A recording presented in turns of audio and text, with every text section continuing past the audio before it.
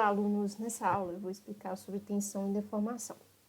Com respeito ao diagrama de esforços solicitantes internos, eu vou continuar na aula síncrona, tá? Na aula em que a gente tem o nosso encontro, tá?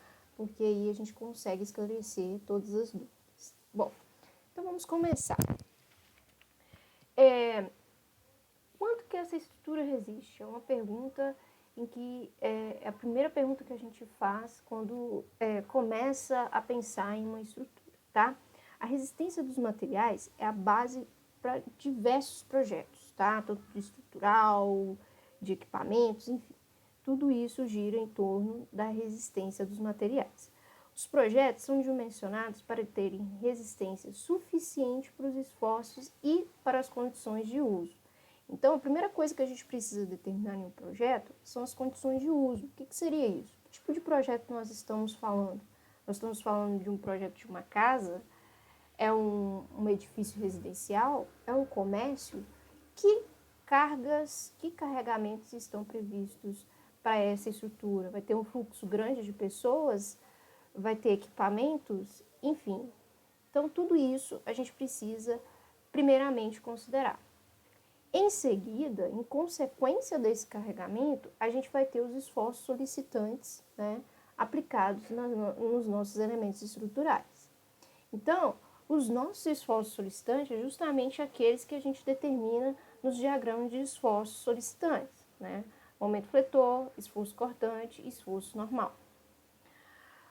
Bom, este projeto envolve análise de tensão das partes dos componentes da estrutura e consideração a respeito do tipo de material a que serão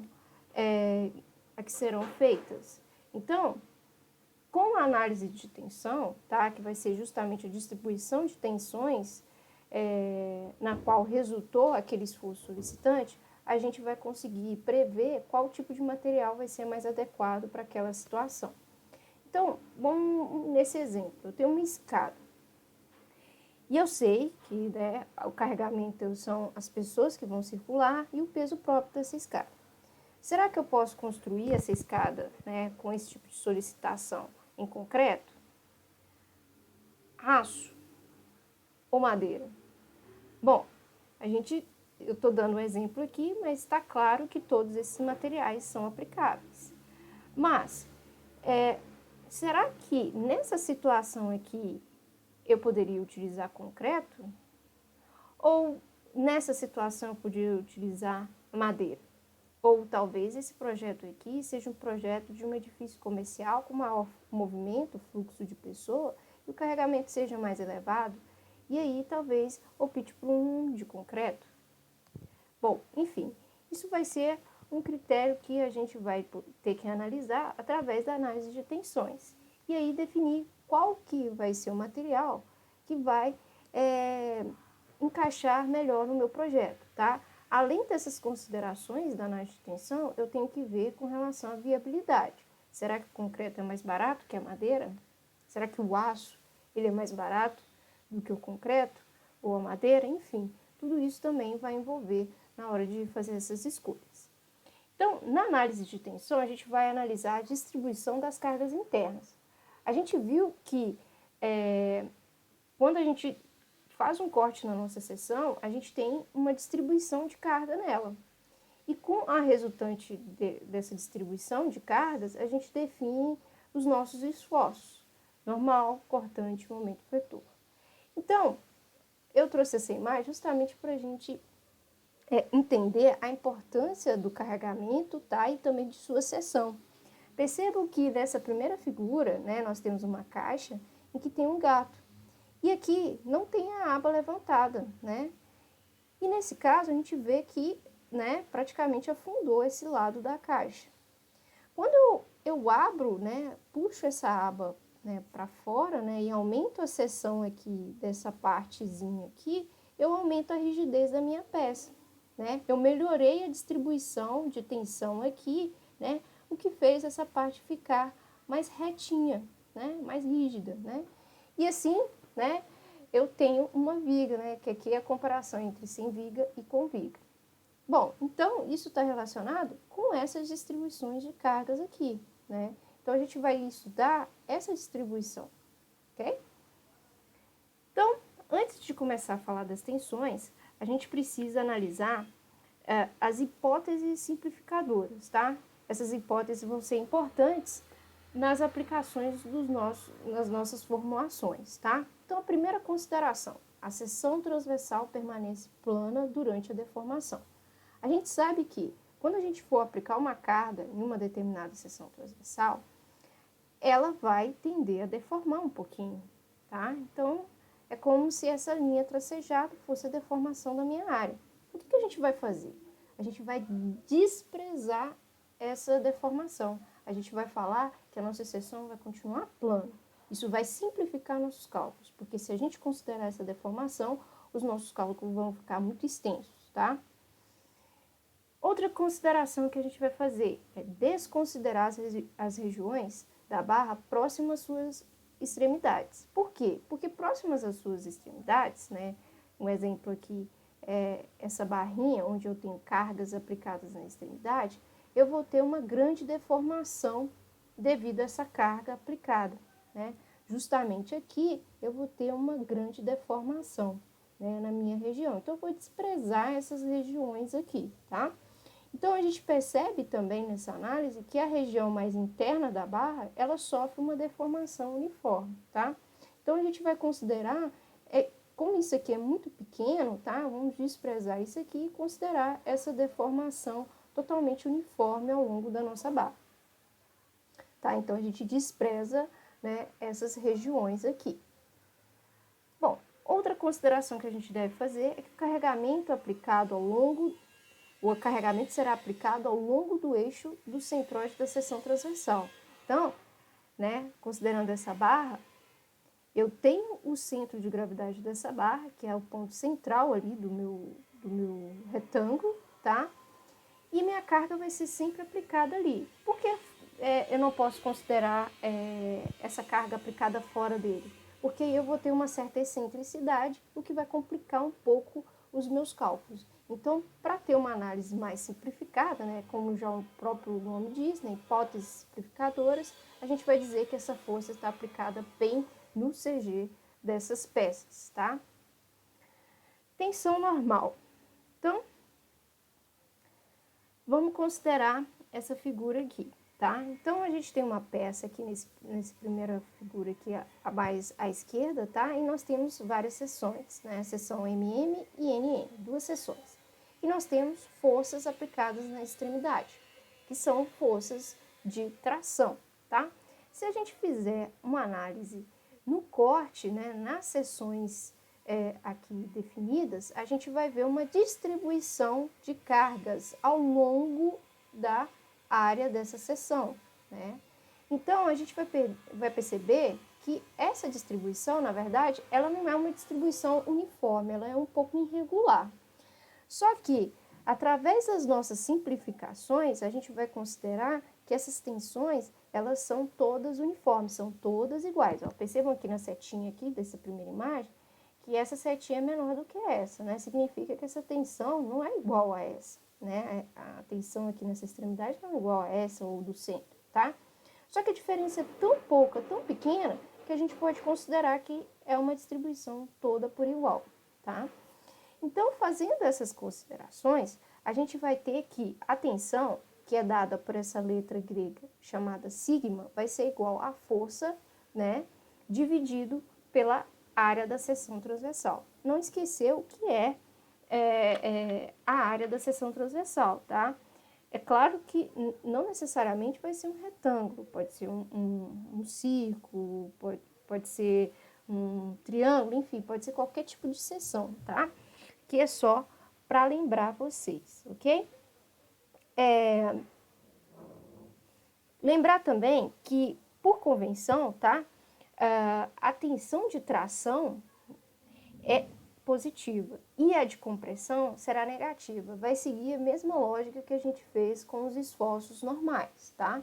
Então, tensão normal de tração positivo, tensão normal de compressão negativo, tá? Outra observação, né, feita até mesmo foi feita, né, através de Galileu Galilei, foi que a resistência à tração de uma barra é proporcional à área da seção transversal, independe do comprimento longitudinal, tá? Então, Galileu ele fez um experimento e comprovou que realmente o comprimento da barra, né, se fosse analisar esse caso aqui, o comprimento dessa barra não vai interferir na resistência da barra em si, tá? Então, né, observem essa barra, tá? Aqui bem na região central, né? Eu vou aplicar uma força de tração, tá? E aí, ao aplicar essa força de tração, eu vou ter uma deformação uniforme e constante, tá? E aí, eu vou perceber, né, que o resultado da tensão normal também será constante e vai independer do comprimento dessa barra, tá? A ruptura da barra, ela vai depender da força normal aplicada, então vai depender da intensidade dessa força F, da área da seção transversal e das características do material que o constitui. Então, por isso que é importante, né, fazer essas análises de tensão para a gente poder definir qual material que vai ser o melhor, né? Por exemplo, se eu estou analisando a tração, né, a gente sabe que o concreto ele não tem uma resistência tão grande à tração. Então, será que em um caso em que eu preciso de uma barra totalmente tracionada, será que seria bacana eu utilizar um concreto? Ou é melhor utilizar um aço, que eu sei que ele é excelente na tração? Então, isso aí a gente precisa começar a ter uma certa noção, tá? Então, né, lembrar que a ruptura dessa barra, que vai ocorrer bem nessa região central, ela vai acontecer, né, devido à intensidade da força F aplicada, da deformação, tá? E da característica do material aplicado nessa barra.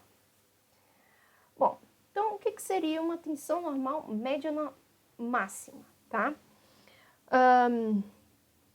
A barra, ela pode estar sujeita a várias cargas externas ao longo do seu eixo ou pode ocorrer uma mudança em sua área de seção transversal, como é mostrado aqui. Então, eu tenho uma barra, né? Ela tem uma variação, né, de seção, né, daqui dessa faixa para essa, tá? E temos várias cargas aplicadas ao longo dela e com intensidades diferentes, tá? O resultado é que a tensão normal no interior da barra pode ser diferente de uma seção para outra. E, para se determinar a tensão normal média máxima, toma-se importante determinar onde a razão força sobre área é máxima. Ou seja, é interessante observar a seguinte coisa: a gente precisa determinar qual que é o esforço normal máximo atuando nessa peça, tá? Definir aonde que eu tenho o valor máximo e assim obter a tensão normal média máxima. Então, aqui, através do diagrama de momento fletor, eu pego o maior valor, né, de esforço normal. Nesse caso aqui, vai dar um esforço máximo de tração, tá? E com esse esforço, eu divido pela área da seção, tá? Da seção referente ao valor máximo que eu peguei aqui e determino essa tensão, tá? Alongamento e encurtamento. Agora a gente já começa a falar das deformações, tá? Então, vamos imaginar, aqui é a fórmula desse alongamento, tá? Que é dado por esse deltazinho, tá? Essa letra grega aqui que a gente chama de deltazinho, né? Que a gente tem o delta, né? Que é uma letra maiúscula, que vocês devem conhecer, né? Da formulação, né? Da equação do segundo grau. Aqui a gente tem o deltazinho com letra minúscula. Ele vai ser igual ao comprimento final da minha peça menos o comprimento inicial. Como assim? Vamos imaginar a seguinte situação. Eu tenho essa barra com um comprimento inicial L0. Eu aplico uma força de tração. Ao aplicar essa força de tração, a tendência é que essa peça se alongue.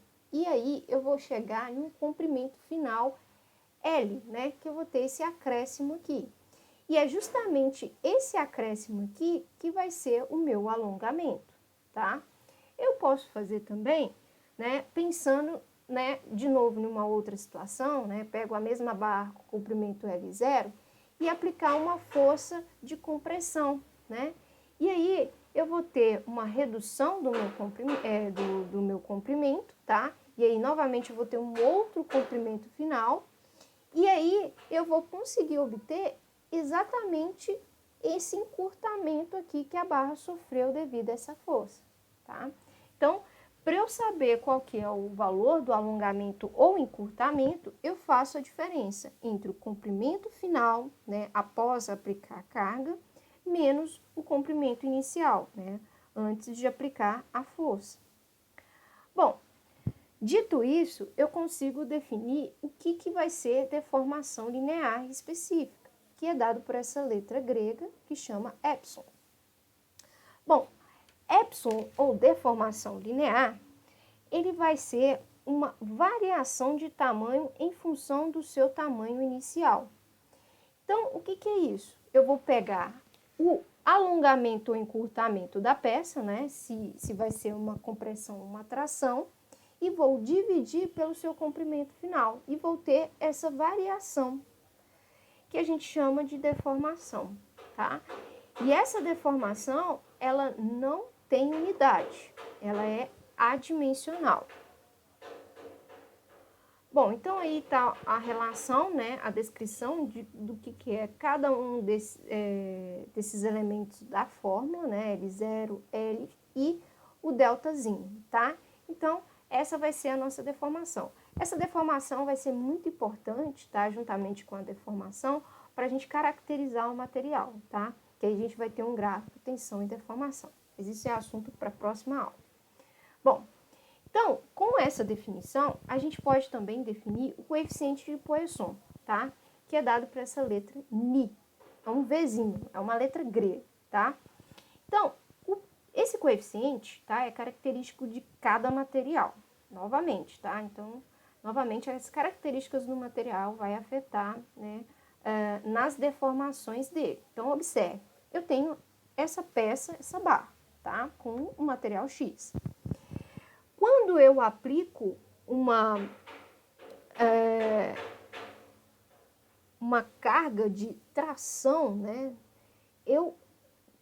esse material, ele tende, além de se alongar, né, ele tende a se comprimir nas laterais, né? Então, percebam que esse pontilhado aqui seria o resultado, né, da minha peça após essa carga de tração.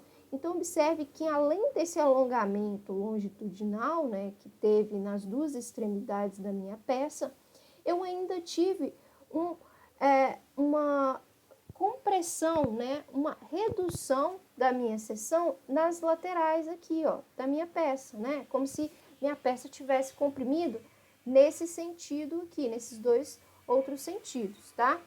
E aí, né, a gente tem essas deformações longitudinais e vamos ter também as deformações laterais, né, de cada, né, lado dessa peça, tá?